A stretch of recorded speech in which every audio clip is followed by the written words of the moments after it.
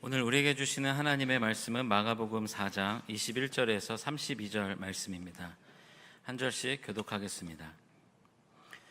또 그들에게 이르시되 사람이 등불을 가져오는 것은 말 아래에나 평상 아래에 두려함이냐 등경 위에 두려함이 아니냐.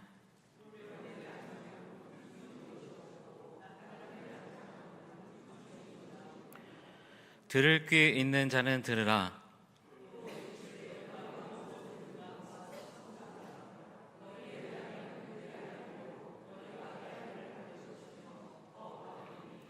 있는 자는 받을 것이요 없는 자는 그 있는 것까지도 빼앗기리라.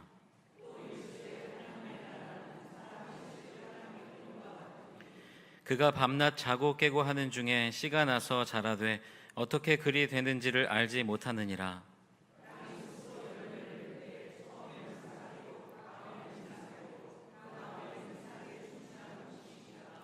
열매가 익으면 곧 낫을 대나니 이는 추수 때가 이르렀음이라.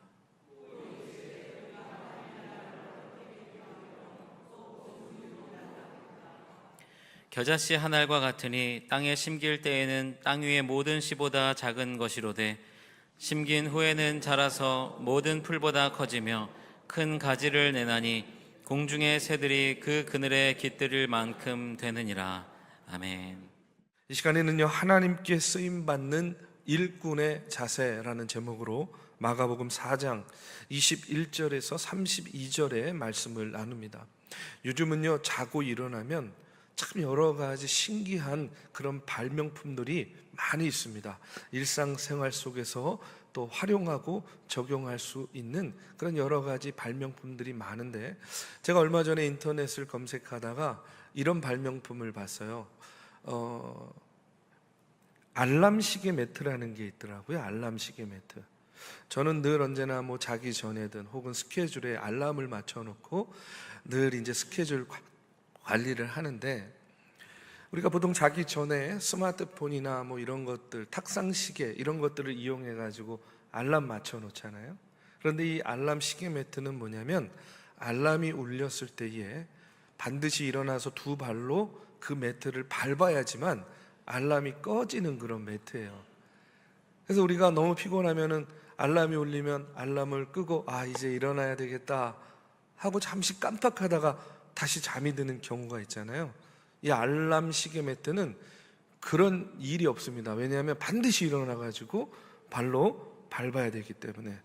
혹 내가 알람 소리 듣고도 잘 못 깨는 분들이 있으면 저한테 말씀하시면 제가 추석 선물로 선물을 드리도록 그렇게 하겠습니다.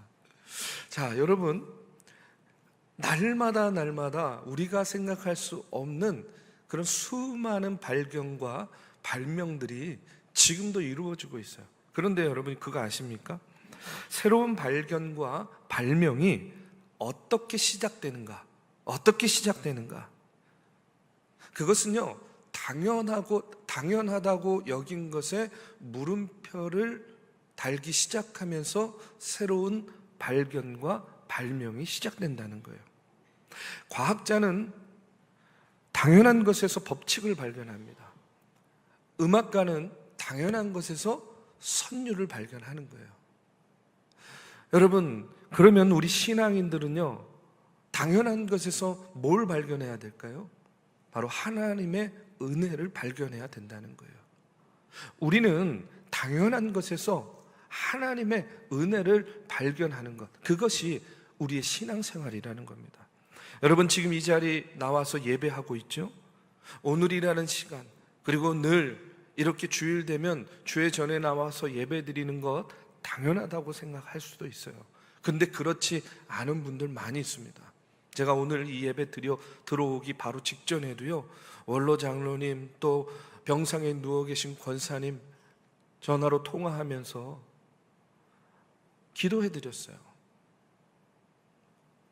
목사님, 당연히 오늘 교회 나가려고 했는데, 교회 나가려고 발걸음을 옮기려고 했는데 몸이 따르지 않아요. 육신이 따르지 않아서 오늘 예배에 참석할 수가 없어요.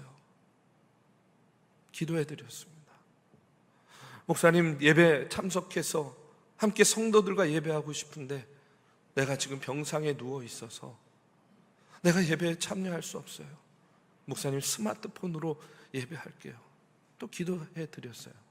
여러분, 우리는 늘 돌아오는 시간 속에서 이렇게 주님의 날 주회전에 나와 예배하는 것이 당연하다 생각할 수 있겠지만 그렇지 않아요. 나오고 싶어도, 함께 예배하고 싶어도 내 육신이 내 상황이 따르지 않아서 늘 마음속으로만 그리워하고 실제로 이 자리에 참여해서 예배하지 못하는 우리 성도님들이 많이 있습니다. 이 시간 특별히 여러분에게 다시 한번 기도 부탁드립니다. 우리 홍경표 권사님 위해서도 기도해 주시고 김미화 권사님 위해서 여러분 중보 기도를 부탁을 드립니다. 여러분, 당연한 것이 아닙니다. 오늘이 당연한 것이 아니요, 오늘 우리가 이 자리에 나와서 예배하는 거 당연하게 여기면 안 됩니다. 바로 하나님의 은혜가 있기 때문에 오늘이 있는 것이고, 하나님의 은혜 때문에 내가 오늘 새 생명 가운데 오늘 하루를 살게 된 것이고, 하나님의 은혜가 있었기 때문에 오늘 우리가 이 자리에 나와서 예배하고 있는 줄로 믿습니다. 여러분, 그런데 우리는요, 믿음의 생활, 신앙생활 경주하면서 이 주님의 은혜마저도 당연하다 생각하면서 살 때가 참 많이 있어요. 하나님의 은혜, 여러분 당연한 겁니까? 어떻게 생각하세요? 아니, 내가 예수 믿으니까 하나님이 은혜 내려주시고 베풀어 주시는 거 당연한 거지. 당연합니까? 당연한 거예요? 당연히 받아야 돼요? 당연히 내 것입니까? 그렇지 않다는 거예요. 당연한 것이 아닌데 우리는 하나님의 은혜마저도 당연한 것이라고 생각하는 거예요. 여러분, 이스라엘 백성 한번 보십시오. 이스라엘 백성들이 광야에 갔어요. 먹을 것이 없습니다. 그때에 하나님께서 어떻게 하시죠? 만나를 내려주시잖아요.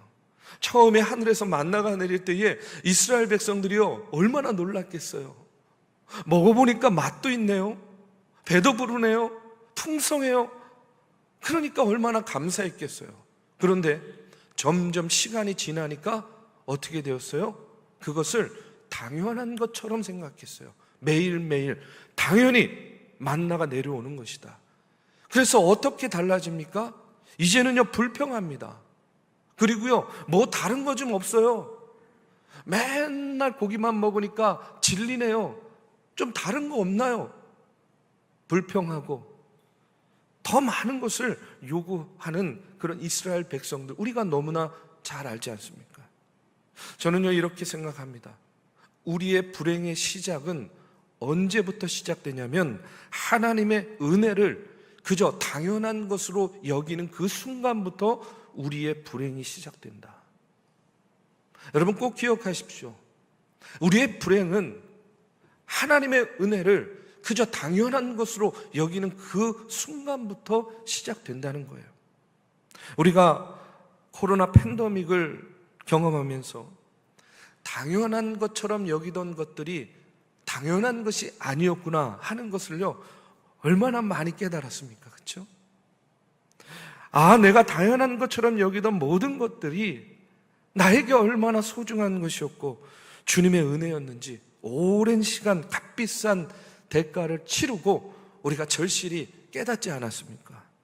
우리 사랑하는 믿음의 성도 여러분, 지금 우리가 이 땅에서 누리고 있는 것들, 그 모든 것들 당연한 것이 아니에요. 모든 것이 다 주님의 은혜입니다. 아멘. 주님의 은혜인 줄로 믿습니다. 그렇기 때문에 주님의 자녀들은요, 매 순간 그와 같은 주님의 은혜를 깨닫고 우리가 이 땅에 사는 동안에 내가 하나님 나라의 확장을 위해서 내가 어떻게 하면 하나님께 쓰임받는 하나님의 자녀가 될 것인가를 늘 고민하고 또 쓰임받는 교회, 쓰임받는 성도 되기 위해서 매 순간 노력해야 될 줄로 믿습니다. 오늘 이 시간에는 하나님 나라 확장을 위해서 쓰임받기 위해서 그럼 우리는 어떤 일꾼이 되어야 되는가? 하나님의 말씀을 통해서 상고해 보고자 합니다. 첫 번째로 하나님께 쓰임받는 일꾼은요, 받은 은사를 잘 활용하는 사람이에요. 하나님은요, 저와 여러분 각각에게 다 은사를 주셨어요. 여러분 믿으십니까? 우리는요, 하나님께 은사 받은 사람들이에요. 그런데 하나님이 우리에게 각각의 은사, 달란트를 주셨을 때에는 주신 목적이 있다는 겁니다. 오늘 21절의 말씀에 보면 이런 말씀이 나와요. 또 그들에게 이르시되 사람이 등불을 가져오는 것은 말 아래에나 평상 아래에 두려함이냐 등경 위에 두려함이 아니냐. 자, 등불을 만든 목적은 어떤 목적이죠? 어둠을 밝히기 위한 것, 비추기 위한 거예요. 그러면 등불은 그 어둠을 밝히는 목적, 무언가를 비추는 목적에 맞는 곳에 위치해 있어야 된다는 거예요. 마찬가지로 하나님께서 저와 여러분, 당신의 자녀들에게 각각의 능력을 주셨습니다.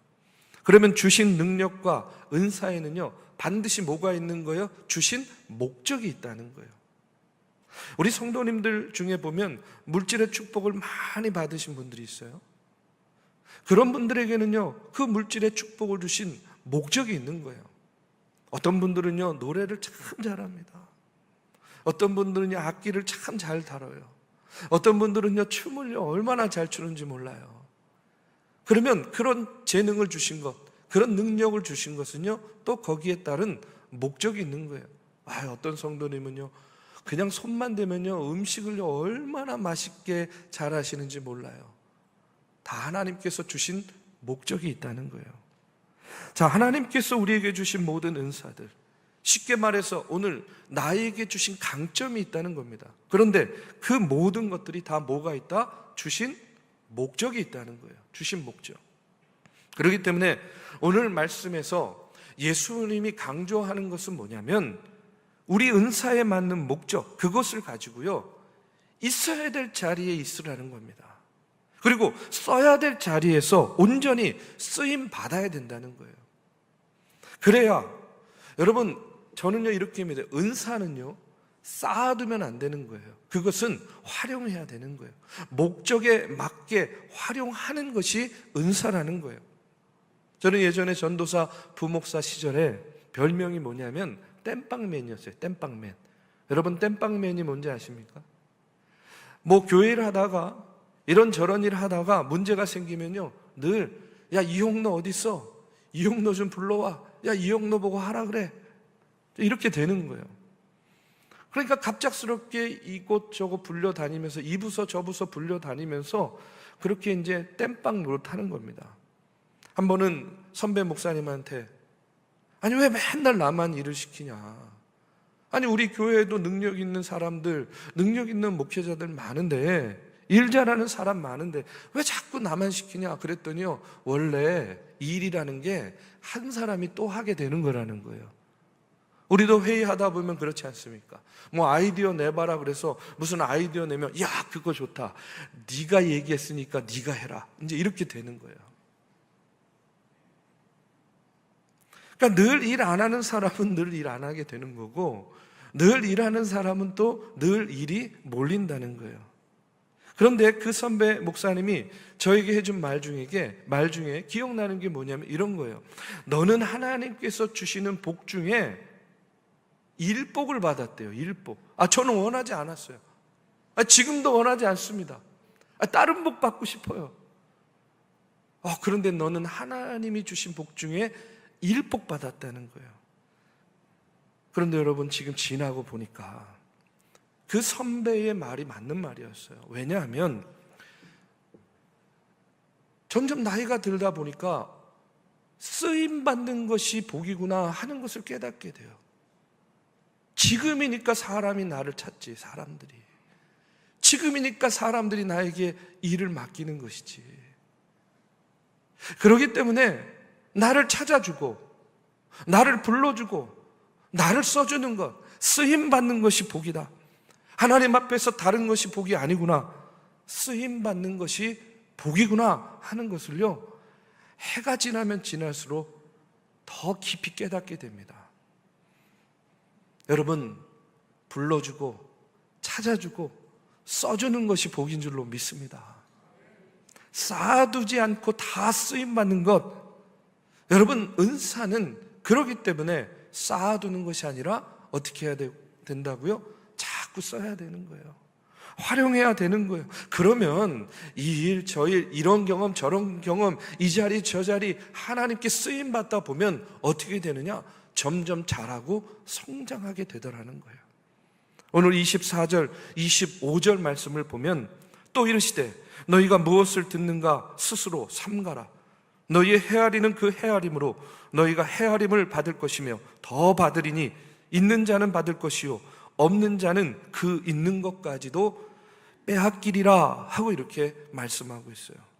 한마디로 말하면 뭐냐면 쓰면 쓸수록 더 주신다는 거예요.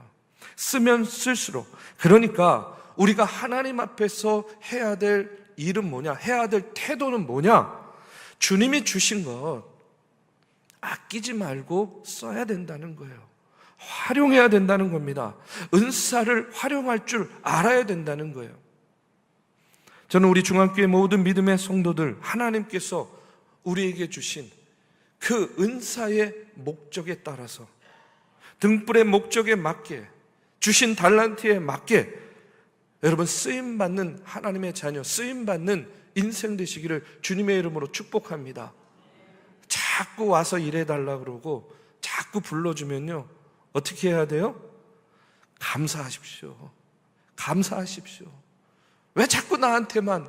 그게 아니에요. 조금 지나면 이제 안 찾습니다. 요구하지 않아요. 부탁하지 않아요. 여러분 쓰임받는 것이 축복이다 하는 마음을 가지고 더욱더 하나님께 쓰임받는 주의 성도들 되시기를 주님의 이름으로 축복합니다. 두 번째로 하나님께 쓰임받는 일꾼은 어떤 상황에서든지 씨를 뿌려야 된다는 거예요. 여러분 이것이 대단히 중요합니다.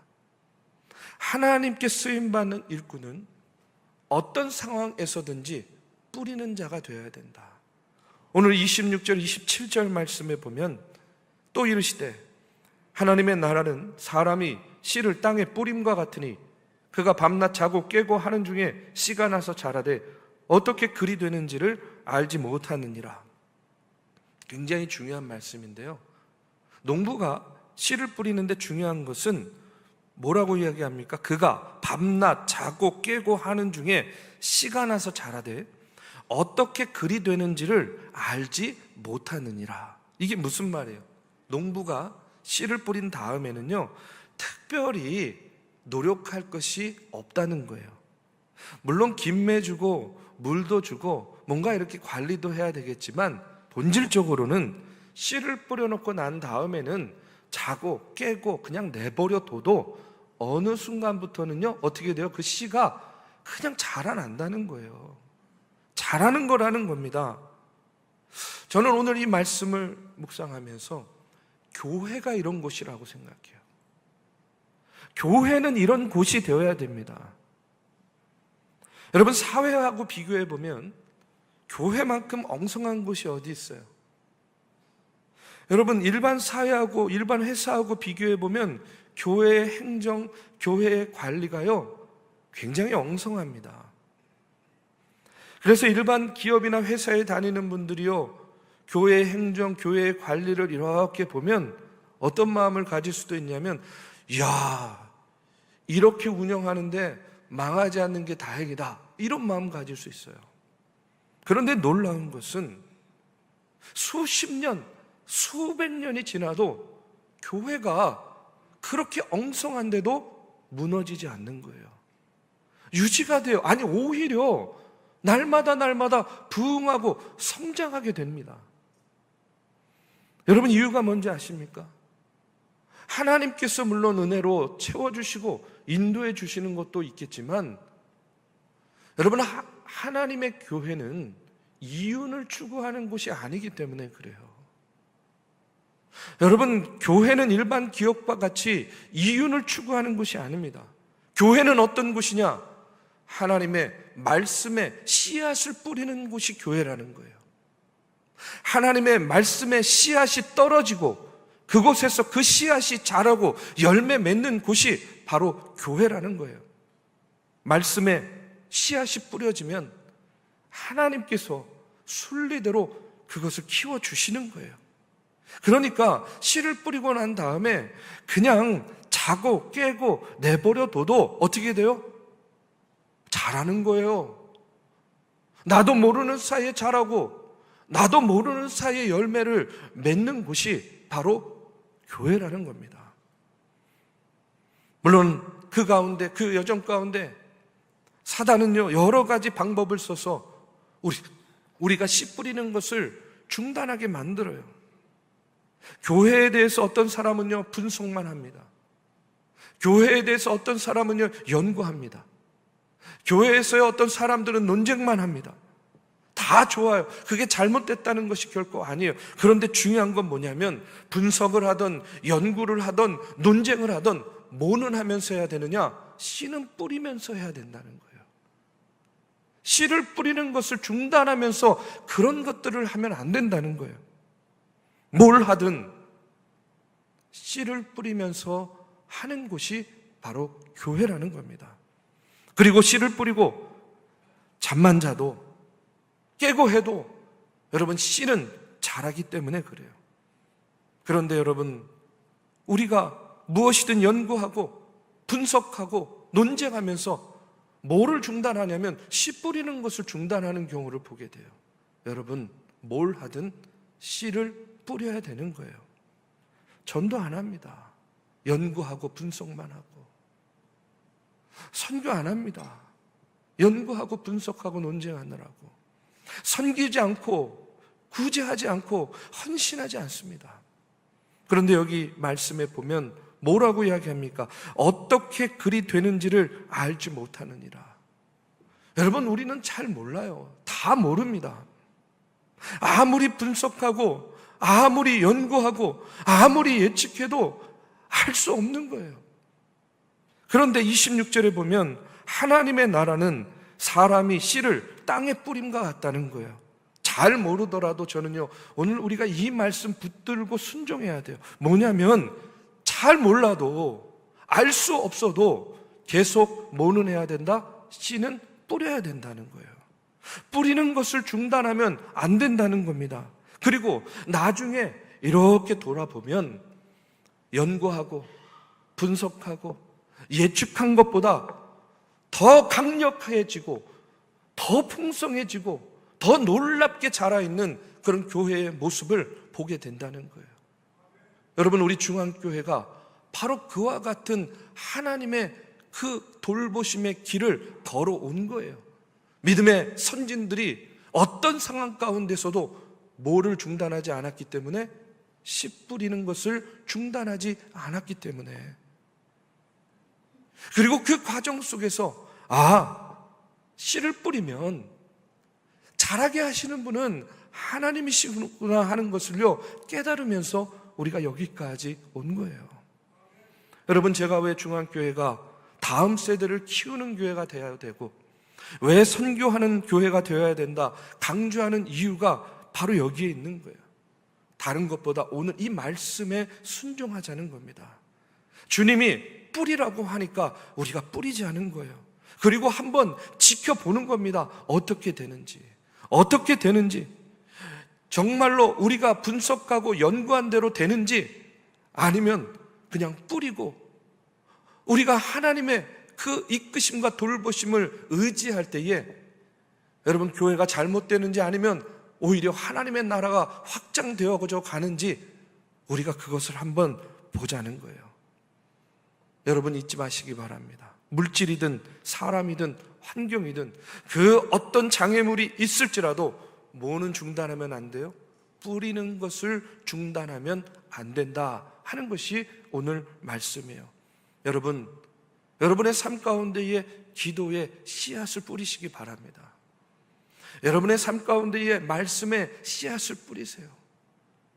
여러분의 삶 가운데에 여러분 복음의 씨앗들이 뿌려지면 우리가 그것을요 계속 물 주고 가꾸지 않아도 어느 순간에 보면 하나님이 자라게 하시고 하나님이 성장시켜 주시고 열매 맺어 주시는 것을 우리가 경험하게 돼요. 우리 교회가 그렇고요. 이제 우리가 필리핀에 세운 중앙 선한 목자 교회, 여러분 30년 전에 그 복음의 씨앗을 뿌린 거예요. 던져 놓은 거예요. 근데 그 이후에 우리가 무엇을 하지 않았는데도 불구하고요, 그 교회가 생명력을 가지고 하나님께서 계속 돌보시고 자라게 하셨어요. 이제 추석이 지나고 그 다음 주에요, 중앙선한목자교회가 창립 30주년을 맞이합니다. 그래서 저에게 와서 주일날 창립 30주년 예배 인도를 해달라 이렇게 요청을 해서 우리 선교부장님과 함께 잠시 다녀오려고 합니다. 여러분 한번 보십시오. 씨를 뿌렸더니 우리가 뭐 특별하게 한 것이 없는데도 불구하고 어떻게 되어져 있습니까? 자라고 성장해져 있는 것을 보게 되는 거예요. 여러분, 만나는 사람마다 증거하시기 바랍니다. 그럴 때 하나님의 나라가 확장되는 놀라운 역사를 우리가 경험하게 됩니다. 무엇을 하든 어떤 상황이든 우리가 뿌리는 것을 중단하지 않는 것, 이것이 바로 하나님께 쓰임받는 일꾼의 자세인 줄로 믿습니다. 마지막으로 하나님께 쓰임받는 일꾼은요, 작은 일에 충성하는 일꾼이라는 거예요. 오늘 31절의 말씀에 보면 예수님께서 겨자씨 한 알의 비유를 통해서 하나님 나라는 겨자씨 한 알과 같다 이렇게 이야기하십니다. 겨자씨 한 알과 같으니 땅에 심길 때에는 땅 위의 모든 씨보다 작은 것이로되 심긴 후에는 자라서 모든 풀보다 커지며 큰 가지를 내나니 공중의 새들이 그 그늘에 깃들일 만큼 되느니라. 여러분, 무슨 말씀이에요? 미약한 일, 아주 지극히 작은 일이라 할지라도 충성을 다하면 하나님께서 어떻게 해요? 풍성한 열매를 거두게 해주신다는 거예요. 작은 겨자씨 하나가 자라서 새들이 와서 깃들일 만큼 큰 나무가 되고 큰 가지를 갖게 된다 하는 그런 이야기입니다. 여러분, 기독교 역사를 한번 보십시오. 우리가 기독교 역사를 보면요, 대단히 미약하게, 대단히 작게 시작했어요. 베들레헴 구유에 놓인 아기가 탄생했을 때 어떤 누구도 관심을 갖지 않았습니다. 그런데 그 아기 예수를 통해서 역사가 달라졌어요. 이제 오늘의 역사는요, 예수님 이전과 예수님 이후의 역사로 자리매김했습니다. 예수님께서 12명의 제자를 부르셨습니다. 예수님과 12제자들. 근데 여러분, 예수님 나사렛 목수의 아들이에요. 제자들요, 갈릴리 촌의 어부들, 세리들입니다. 정말로 보잘것 없는 이들이에요. 그런데 이 사람들 데리고 예수님께서 놀라운 일을 시작하셨어요. 결과는 어떻습니까? 오늘 저와 여러분이 이들의 수고와 발걸음을 통해서 오늘 예수 믿고 구원받았어요. 예수님께서 승천하시기 직전에 제자들을 앞에 놓고 말씀하셨습니다. 너희는 가라, 모든 족속으로 제자 삼으라, 천하 만민에게 복음 전하라. 그런데 여러분 한번 생각해 보십시오.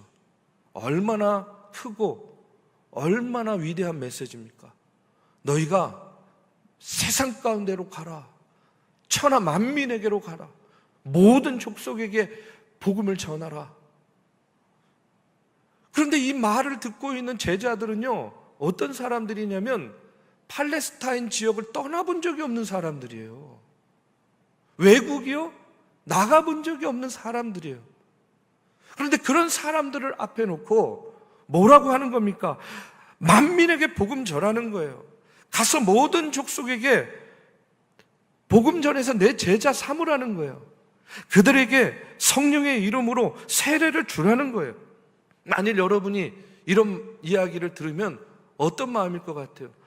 예, 말씀은 알겠는데 사실 저는요, 저희 고향 땅도 한번 떠나서 나가본 적이 없어요.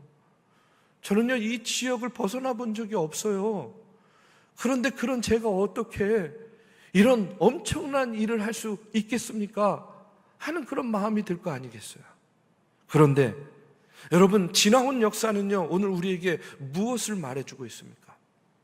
그 발걸음을 통해서, 그 헌신을 통해서 여러분 지금 복음을 듣고 구원받고, 여러분 온 세계가요, 예수 그리스도의 놀라운 역사가 일어나는 그 같은 만민의 구원의 역사가 일어나고 있습니다. 우리 교회만 봐도 그렇죠. 우리 교회가 시작됐을 때에 아펜젤러 선교사를 비롯한 몇 명의 그냥 소수의 인원들이 모였을 거라고 생각해요. 그들이 하나님께서 기뻐하시는 교회를 한번 이 지역에 세워봐야 되겠다 하는 그런 작은 소망을 가지고 아마 이 교회를 시작했을 거예요. 소수의 생각이었습니다. 작은 모임이었을 거예요. 그런데 여러분, 그것이 134년을 지난 지금 보십시오. 이렇게 어마어마한 교회로 성장해 있는 것을 보게 됩니다. 작고 보잘것없어 보이는 겨자씨지만 그것이 자라고 성장해서 우리가 생각할 수 없는 놀라운 열매를 맺게 됨을 여러분, 우리가 증인이에요. 우리가 산 증인입니다. 예수님은 겨자씨 비유를 통해서 오늘 우리에게 놀라운 진리를 말씀해 주고 있는 거예요. 자, 우리가요, 예수 믿으십시오. 예수 믿으세요. 이렇게 우리 이웃들에게 전하는 이 한마디가 당시에는요, 별거 아니고 힘없어 보이고 능력 없어 보이고 아무 영향력도 없어 보일지 모르겠지만 예수 믿으세요. 교회 가자 하는 이 한마디가 어느 누군가의 마음속에 심어지는 그 순간에 한 영혼이 구원받는 역사가 일어나는 것이고, 그런 사람들이 모여서 이 땅에 교회가 세워지는 것이고, 그런 사람들이 일함을 통해서 여러분, 하나님 나라가 확장해 나가는 것 아니겠냐는 거예요. 저는 겨자씨가 자라서 나무가 되고 그곳에 새들이 깃드는 모습을 상상할 때마다 저는 우리 중앙교회의 모습을 떠올리게 됩니다. 상상하는 것만으로도요, 가슴이 뛰어요. 우리가 지난 134년 동안 걸어온 길 얼마나 감사합니까? 근데 중요한 것은 그것이 끝이 아니라 이제 또 시작이라는 거예요. 하나님은 계속해서 겨자씨와 같은 그 꿈을 우리를 통해서 시작하시고 이루어 가신다 하는 사실을 여러분 꼭 기억하시기 바랍니다. 우리가 지금 어떤 꿈을 꾸느냐, 우리가 지금 어떤 결정을 하느냐, 그것에 따라서 이제 우리 교회의 미래가 결정되는 거 아니겠습니까? 만일 우리가 작은 겨자씨 하나 속에서 그 겨자씨만을 보는 것이 아니라 그 훗날에 크고 놀랍게 자랄 그 나무의 비전을 보게 된다면 여러분, 그 나무에 많은 새들이 깃들어 있는 그런 영혼을 구원하는, 영혼 구원의 통로가 되는 그런 우리 중앙교회가 되리라고 저는 믿습니다.